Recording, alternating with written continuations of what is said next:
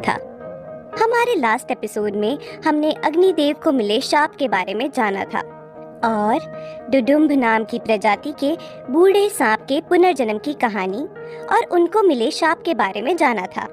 आखिर में जन्मेजय के नाग यज्ञ के बारे में बताते हुए ऋषि अंतर्ध्यान हो जाते हैं, जिनको ढूंढते ढूंढते ऋषि रूरू घने जंगल में जाकर बेहोश हो जाते हैं।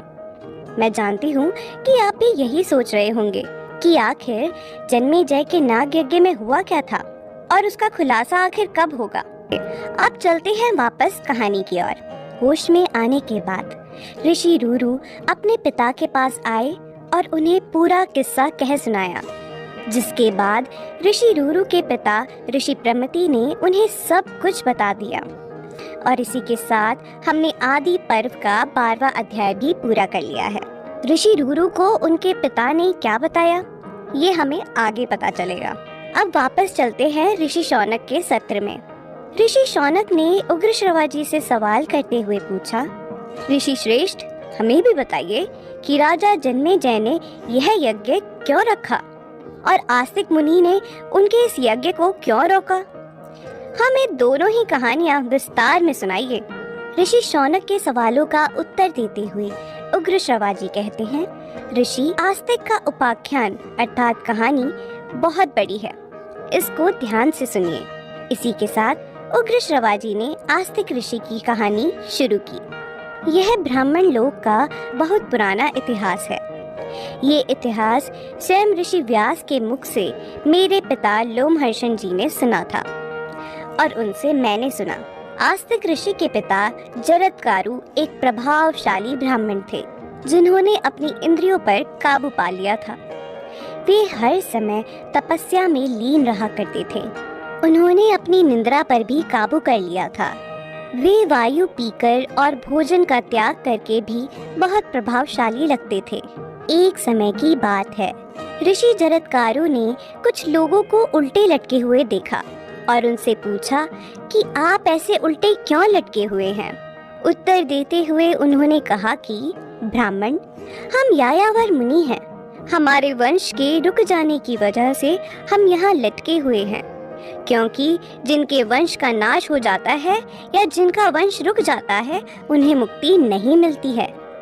हमारे वंश में आखिरी संतान जरत्कारु ही बचा है, जो कि ब्रह्मचर्य का पालन कर रहा है। हमारा वंश जीवित होने के बाद भी हम यहाँ फंसे हुए हैं।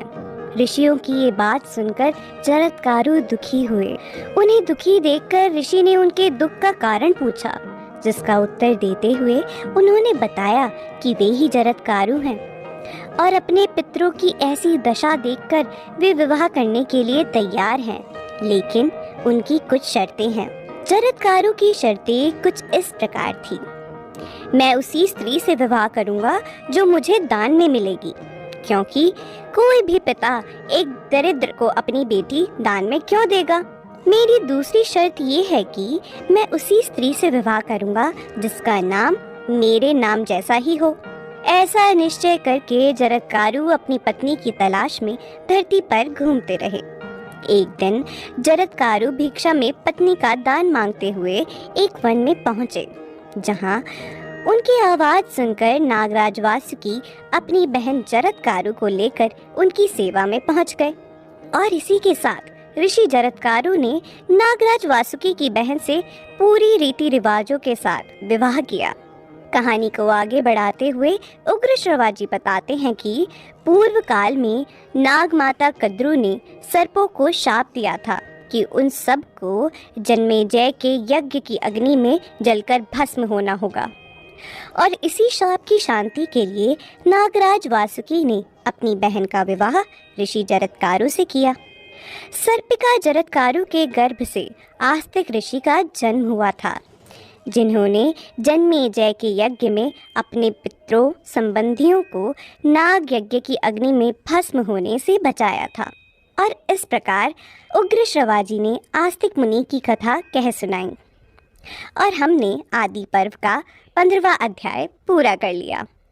वापस चलते हैं ऋषि शौनक के सत्र में।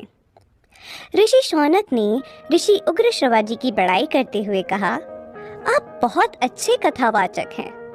आपके पिता भी आप ही की तरह कथा सुनाया करते थे। उग्र श्रवाजी ने उन्हें बताया कि उन्होंने सारी कहानियाँ अपने पिता से ही सुनी है। ऋषि शौनक ऋषि आस्तिक की कथा और नागों के यज्ञ में जलने की उस कथा को और विस्तार से सुनने की इच्छा जताई, जिसके बाद उग्र श्रवाजी ने कथा को विस्तार से आरंभ किया। कथा शुरू होती है सतयुग से। सतयुग में प्रजापति दक्ष की 2 सुंदर और गुणवान पुत्रियां थीं, कद्रु और विंता। उन दोनों का विवाह महर्षि कश्यप जी के साथ हुआ था। एक दिन अपनी दोनों पत्नियों से खुश होकर महर्षि कश्यप ने उन्हें एक एक वर मांगने को कहा।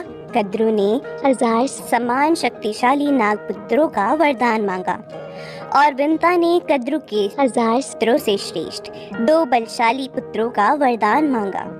महर्षि कश्यप ने एवमस्तु कहकर उनके वरदानों को पूरा किया और वन में तपस्या के लिए चले गए। एक लंबे समय के बाद कद्रु ने 1000 अंडे और विंता ने 2 अंडे दिए, जिनको दासियों ने एक गर्म स्थान पर संभाल कर रख दिया।